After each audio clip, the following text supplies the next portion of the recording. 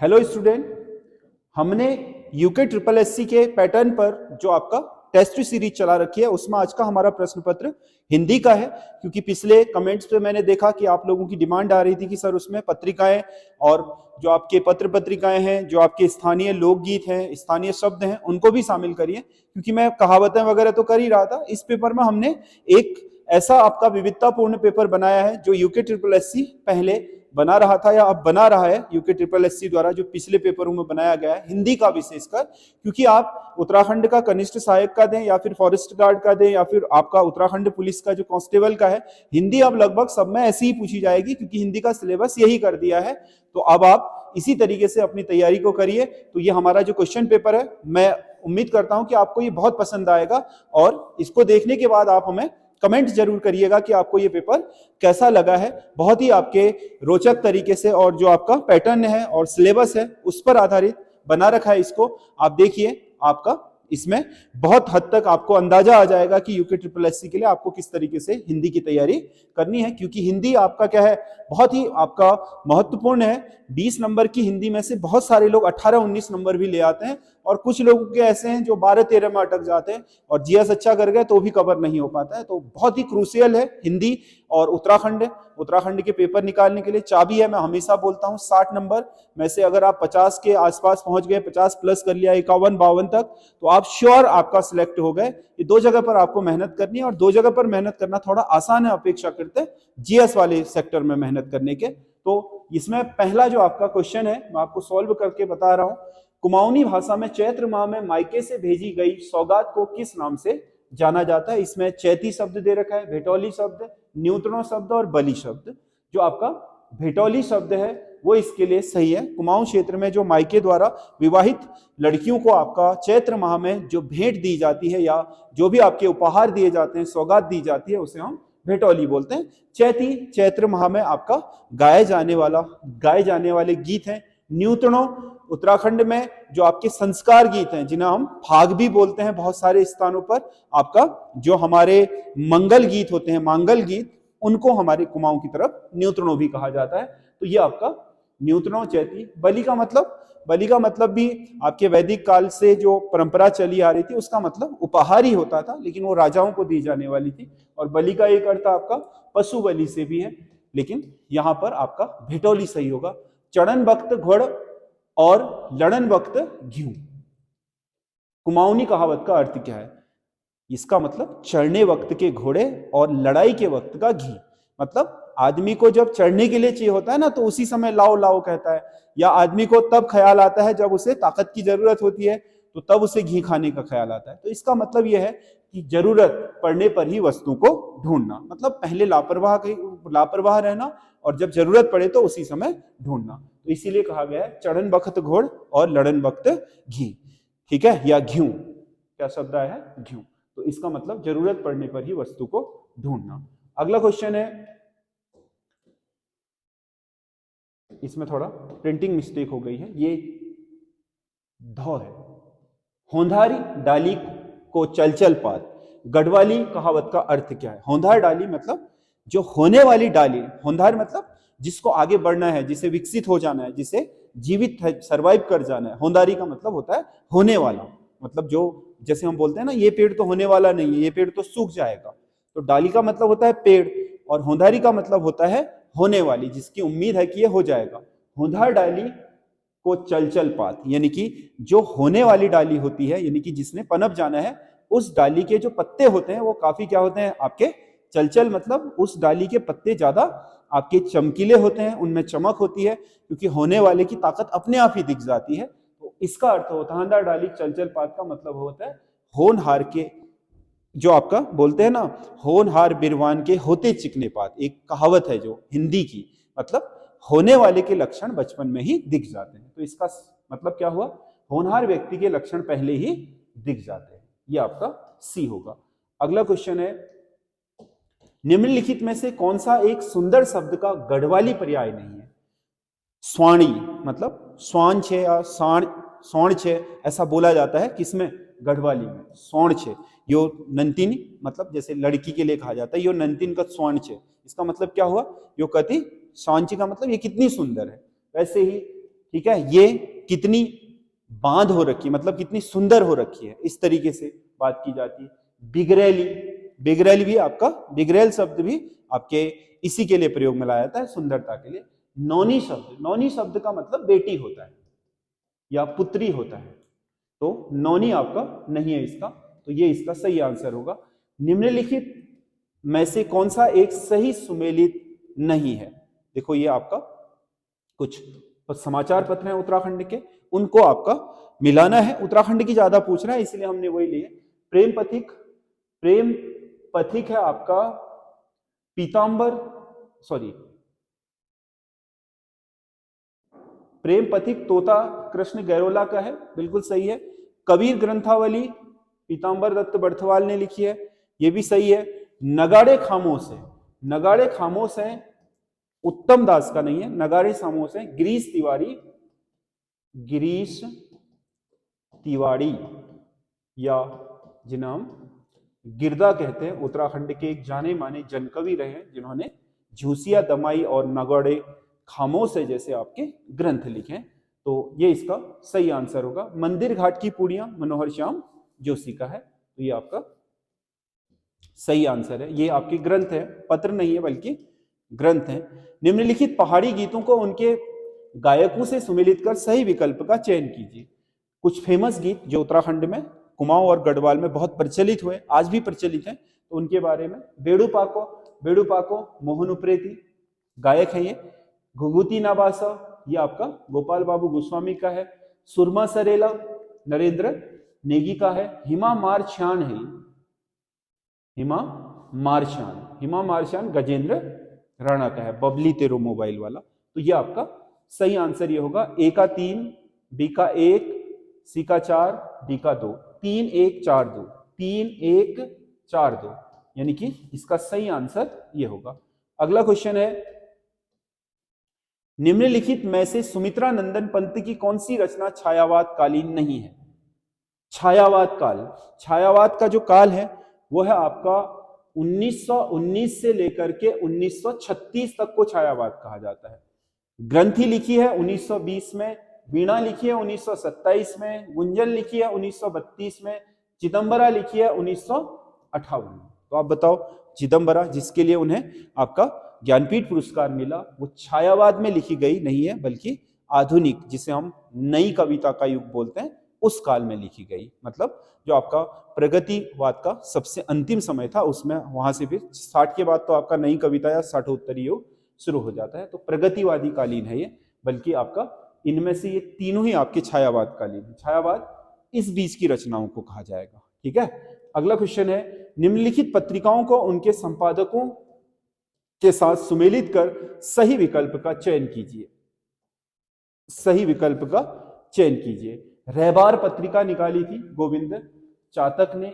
सत्यपथ कोटद्वार से निकालते थे ललिता प्रसाद नैथानी।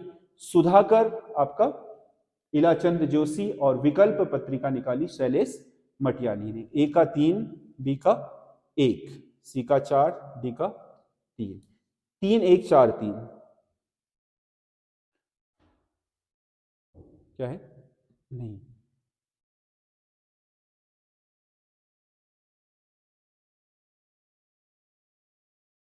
3 1 2 4 ये गलत हो गया।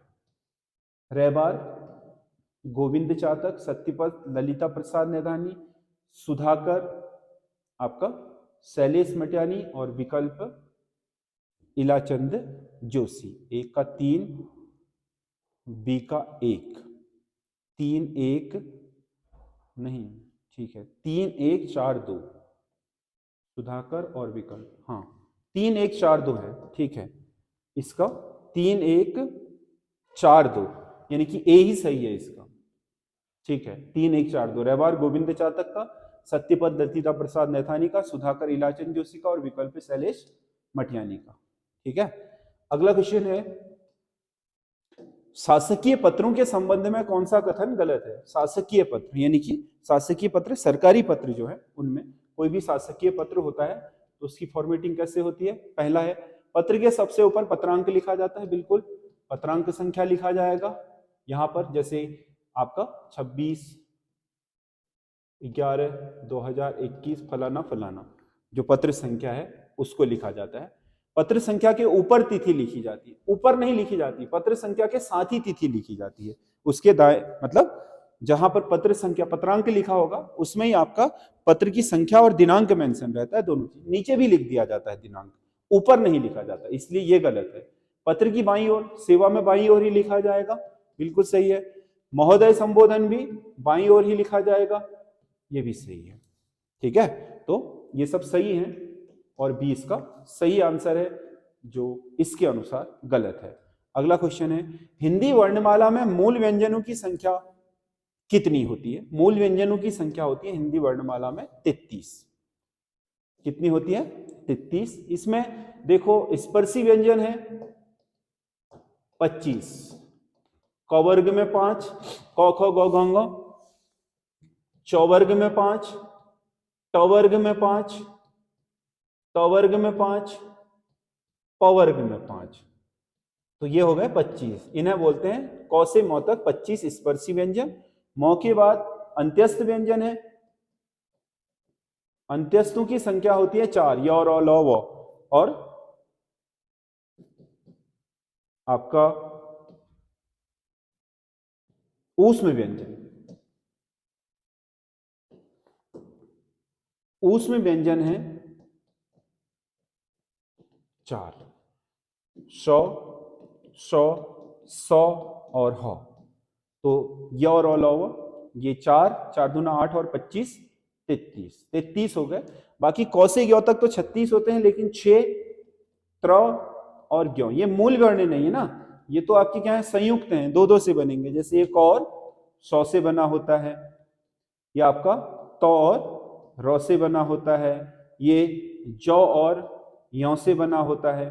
तो मूल नहीं है, मूल तो इसमें ये है एक एक मूल, तो इनको मूल नहीं माना जाता है। मूल की 33, क से ग्यों तक 36 और टोटल व्यंजनों की संख्या 41 उच्छिप्त व्यंजनों सहित, तो टोटल 41 होते हैं, मूल 33 होते हैं। अगला क्वेश्चन है, देवनागरी लिपि में अ की बारखड़ी का सुझाव किसने दिया था? देवनागरी लिपि में अ की बारखड़ी बनाने का सुझाव दिया था काका कालेकर। काका कालेकर हिंदी के एक महत्वपूर्ण साहित्यकार हुए हैं। काका कालेकर ने आपका बहुत सारे आपके ग्रंथ लिखे हैं हिंदी में, उन्होंने ही सुझाव दिया था कि आपका देवनागरी लिपि में अ की बारखड़ी भी होनी चाहिए, जैसे क ख इनकी आपके व्यंजनों की होती है वैसे ही। निम्नलिखित में से शुद्ध वाक्य का चयन कीजिए। वह हिमालय पर्वत पर चढ़ा। जब हिमालय लिख रहा है तो पर्वत लिखने की क्या जरूरत है? इसकी जरूरत ही नहीं है। वह हिमालय पर चढ़ा, यानी कि यहां पर अननेसेसरी शब्द का प्रयोग हुआ है। जो करेगा वह भरेगा, वह नहीं होना चाहिए, क्या होता है? जो करेगा सो भरेगा, तो ये भी गलत है। वृक्षों पर कबूतर बैठे थे। वृक्षों पर, वृक्ष पर भी बैठ सकते हैं, वृक्षों पर भी, एक से अधिक पर बैठे होंगे तो वृक्षों पर कबूतर बैठे थे, तो ये सही होगा। देखो इसको वृक्ष पर ही मत लेना, क्योंकि एक वृक्ष पर बैठे हैं तो आप कह सकते हो वृक्ष पर कबूतर बैठे थे। एक से अधिक वृक्षों पर बैठे हैं तो तब क्या लिखोगे? वृक्षों पर कबूतर बैठे थे। तो ये अपने आप में सही है। आज रविवार का दिन है, अब दिन लगाने की क्या जरूरत है? आप कह सकते हो आज रविवार है, रविवार को ही तो दिन कहा जाता है, वो अपने आप ही ठीक हो जाएगा। अगला, कौन सा प्रत्यय सही नहीं है? लौकिक, इक प्रत्यय, लोक में इक लगाने से लौकिक बना है, सही है। डिबिया, डिब्बा में क्या लगाने से? इया लगाने से डिबिया बना है, ये भी सही है। महिमा, मह में क्या लगाने से? इमा लगाने से महिमा बना है, ये भी सही है। जिंदगी में ई नहीं लगा है, जिंदग नहीं होता, जिंदा होता है। जिंदा में आपका गी लगाने से जिंदगी की जगह क्या हो गया? जिंदगी, मतलब मूल शब्द जिंदा है, तो इसमें गी प्रत्यय लगना चाहिए, ना कि ई। तो ये आपका सही आंसर होगा इसका। किस वाक्य में कृतवाच्य का प्रयोग हुआ है? कृतवाच्य, राधा ने गाना राधा ने गाया। राधा की बात नहीं हो रही, गाने की बात हो रही। गाना राधा ने गाया, गाना राधा से गाया गया या गाना राधा द्वारा गाया गया, इसका मतलब ये कर्मवाच्य। होली मार्च में मनाई जाती है। होली यहां कर्म हो गया, बनाना क्या हो गया? इसमें तो आपका वैसे भी करता है ही नहीं, तो ये अभी आपका कर्मवाच्य हो गया। खाना मैंने बनाया था, मेरे द्वारा खाना बनाया गया था, यानी कि खाने की बात हो रही है। खाना किसने बनाया? मैंने बनाया। कर्मवाच्य। देखो, बच्चा मैदान में खेल रहा, अब मैदान की बात नहीं हो रही है, बच्चे के लिए पूछा जा रहा है बच्चा कहाँ खेल रहा? बच्चा मैदान में खेल रहा है, यानी कि कर्ता मुख्य भूमिका में आ गया, तो ये कर्तृवाच्य हो गया। ठीक है, कर्तृ तो के नीचे रही, कर्तृवाच्य हो गया। तो इसका सही आंसर डी होगा। अगला क्वेश्चन है, अति धन उत्तम का सही संधि होगी। अति धम उत्तम की सही संधि होगी अति। अति धन उत्तम, अब इसका अंत हुआ है छोटी ई में, इसका हुआ है ऊ में, तो ये बन जाएगा यण संधि यू। तो अ तो से ई की मात्रा हट गई है, तो आपका आधा तो रह गया, यू यहां हो गया तम, अत्युत्तम। कौन सा वाला होगा? अत्युत्तम, ये वाला सही होगा, यण संधि होगी इसमें। अगला क्वेश्चन है, गीली कमीज छत पर डाल दो। गीली कमीज छत पर डाल दो। कमीज संज्ञा हो गई, यानी कि कमीज क्या है? आपका विधेय है, सॉरी कमीज क्या है यहां पर? आपका विशेष्य है। विशेष्य मतलब जिसकी विशेषता बताई जाए, और ये क्या है? विशेषण। देखो, विशेषण जब किसी की आपकी स्थिति बताता है, दशा बताता है, गुण बताता है, दोष बताता है, आकार बताता है, रंग बताता है, रूप बताता है, तो वो होता है गुणवाचक विशेषण। गुणवाचक विशेषण। तो इसका सही आंसर गीला शब्द में क्या होगा? स्थिति है ना, कमीज की स्थिति बता रहा है, तो इसका मतलब गुण है वो। दशा या स्थिति बताने वाला भी गुणवाचक ही होता है। निम्नलिखित में से विलोमार्थक शब्द नहीं है। विलोमार्थक सही सुमेलित नहीं है। अनुरक्ति, विरक्ति सही है। गौरव, लाघव सही है। आवर्तक का परवर्तक नहीं होगा, अनावर्तक होगा। परवर्तक तो आवर्तक का पर्यायवाची हो गया। परवर्तक का मतलब किसी चीज को मानने वाला, किसी को मानने वाला। आवर्तक का मतलब भी किसी को मानने वाला। अनावर्तक मतलब नहीं मानने वाला। तो इसका सही आंसर सी होगा। विनत, विनत मतलब जो बहुत क्या हो, आपका सौम्य हो। और उद्दत का मतलब जो बहुत उग्र हो। अगला क्वेश्चन है,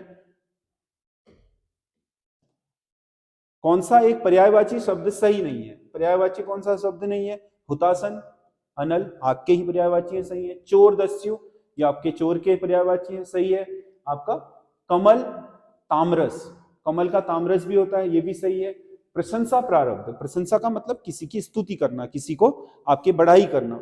और प्रारब्ध का मतलब कोई आपका पूर्व का दोष, ठीक है, या कोई ऐसी चिंता। तो इसका मतलब प्रशंसा का मतलब प्रारब्ध नहीं होता है। तो इसका सही आंसर ये वाला होगा। नियत और नियत श्रुति सम शब्दों का सही अर्थक होगा। नियत का मतलब किसी चीज का निश्चित होना। आप नियत दिन यहां पर पहुंच जाएंगे, यानी कि एक निश्चित दिन में पहुंच जाएंगे। नियत, उसकी नियत खराब है, यानी कि उसका क्या है? इरादा ठीक नहीं है। तो इसका मतलब निश्चित है और इसका मतलब इरादा। ये उल्टा भी नहीं मानना है। देखो, अर्थ तो दोनों में दिए हैं, लेकिन उस नियत का इरादा नहीं होता। ठीक है, इसका मतलब नियत, इसका नियत खराब है बोलते हैं ना, इसकी नियत ठीक नहीं है, यानी कि इरादा ठीक नहीं है। तो इसका सी सही आंसर होगा। क्रम भी होना चाहिए। अर्थ तो दोनों में दे रखे हैं, लेकिन क्रम फिर उस हिसाब से नहीं दे रखा है। अगला क्वेश्चन है, काण भैंसक जस आंख, मतलब काना मतलब एक आंख का जो आपका भैंस होती है, वो एक ही तरफ भागती है, एक ही चीज को देखती है, बस हो गया। उसका नजरिया केवल एकात्मक हो जाता है, वो दूसरी चीजों को देख ही नहीं पाती। तो उसे बोलते हैं काण भैंसक जस आंख, यानी कि काणा मतलब एक आंख का नहीं होना, उसे काणा बोलते हैं। भैंस मतलब भैंस। काण भैंसक जस आंख मतलब, यानी कि ये कहावत बन गई कि एक तरफा देखने वाला। तो आंखों का तारा होना इसके समान नहीं है। एक आंख से भाना ये भी सही नहीं है। अंधों में काना राजा ये भी सही नहीं है। सबधान सवा पसेरी मतलब सबको एक जैसा देखना, सबको एक जैसा समझना, इसका अर्थ यही है। तो ये आपके इससे मैच करती है। तो ये 20 क्वेश्चन है। आपको कैसे लगे हिंदी में, आप हमें कमेंट करके बताइएगा जरूर। और हम भी कोशिश कर रहे हैं कि आपके लिए, आपकी जो परीक्षाएं हैं उस तक लगातार आपकी जो जरूरत की चीजें हैं उनको उसी तौर तरीके से जिसमें आपसे पूछी जा रही हैं उसमें लाते रहेंगे। बाकी आप लोग लगे रहिए, डटे रहिए, अपनी मेहनत पर कोई भी कसर मत छोड़िए। समय कम बचा है, आपके पास 30 दिन भी नहीं है, आप उल्टी गिनती शुरू हो चुकी है, इसीलिए आप भागने के बजाय लड़िए मैदान में। कोई कह रहा था कि सर अब तो डर बढ़ गया है। देखो, डर होना बहुत अच्छी बात है। देखो, जो लापरवाह है, जो काम ही नहीं कर रहा, उसके मन में तो आपका क्या डर होगा ही नहीं। डर हमेशा, चिंता हमेशा उसके मन में होती है जो वास्तविक रूप से मेहनत कर रहा होगा। डर उसे लगेगा जिसने अपनी मेहनत करी होगी और अपने परिणामों के प्रति जिसे शंका होगी, उसे डर लगेगा। इसका मतलब आप मेहनत कर रहे हो तो आपके मन में डर होना स्वाभाविक है, लेकिन डर के कारण मैदान छोड़ना ठीक नहीं है। मैदान में बने रहना बहुत जरूरी है। आपने वो सुना होगा कि डर के आगे जीत है, तो इसका मतलब यह है कि आपने डर को पहले जीतना पड़ेगा, अपने डर पर विजय प्राप्त करनी पड़ेगी। देखो करने के बाद परिणाम क्या होगा वो तो हमारे हाथ में है भी नहीं। आपको पता है ना, वो गीता वाला उपदेश की, हमारे हाथ में केवल कर्म करना है, फल हमारे हाथ में नहीं है। कर्म हम करेंगे तो या तो पॉजिटिव होगा या नेगेटिव होगा जरूर, लेकिन रिजल्ट, कर्म ही नहीं करेंगे, मैदान छोड़ देंगे, पेपर ही नहीं देंगे, तो हमारे लिए तो नेगेटिव ही होगा, तो पॉजिटिव आने का तो चांस ही नहीं है। वहां पर रिजल्ट आपका नकारात्मक हो जाएगा। कम से कम बैठे रहोगे तो आपके पास दोनों उम्मीदें हैं, पॉजिटिव की भी और नेगेटिव की भी। इसीलिए क्या, आप मैदान में बने रहिए, मैदान मत छोड़िए, और कोशिश ये करिए कि आप लगातार अपने आप को ग्रो करिए, अपने आप को बेहतर बनाइए, मजबूत बनाइए। देखो, दुनिया में इंसान को लड़ना अकेला होता है, उसका कोई साथ नहीं देता किसी भी मोर्चे पर। आप पेपर देने जाओगे, अकेले होगे।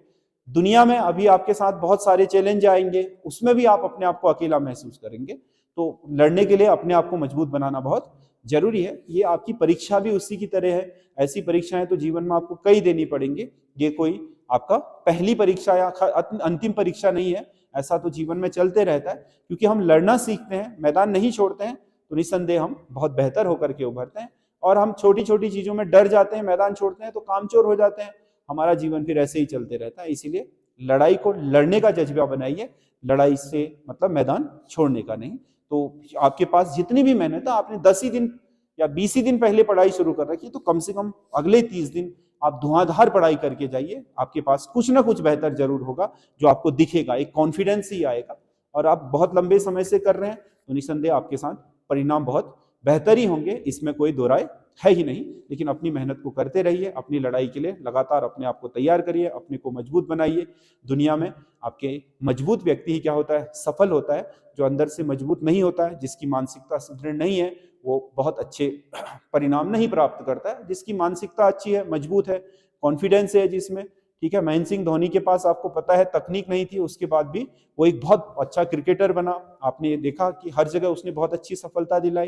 राहुल द्रविड़ बहुत अच्छा क्रिकेटर था, लेकिन उसके बावजूद भी सफलता के कारनामे उसके पास उतने नहीं है, क्योंकि technically cricketer, as a cricket खेलने वाले बैट्समैन के रूप में उसकी सफलताएं बहुत अच्छी हो सकती हैं, अपने टेक्निक बहुत अच्छे हो सकते हैं, क्रिकेट के हर शॉट खेल सकता था वो।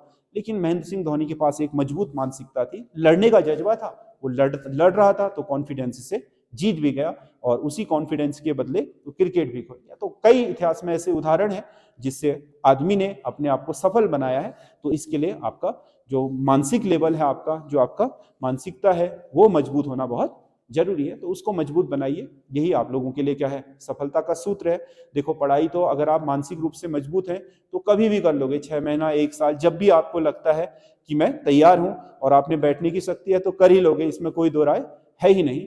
लेकिन सबसे बड़ी बात यह है कि हम छोटी छोटी चीजों के लिए बहाने काट करके अपने आप को कामचोर बना देते हैं। वो सही नीयत हमारी नहीं है, उसको बदलने की जरूरत है। क्योंकि फितरत ही या आज के हमारे विचार ही हमारा कल होता है। आज हम जैसे विचार बनाएंगे, मजबूत विचार बनाएंगे, लड़ना सीखेंगे, तो कल एक मजबूत व्यक्ति बनाएंगे। आज कामचोर के विचार हमारे मन में आएंगे तो कल हम कामचोर ही हो जाएंगे।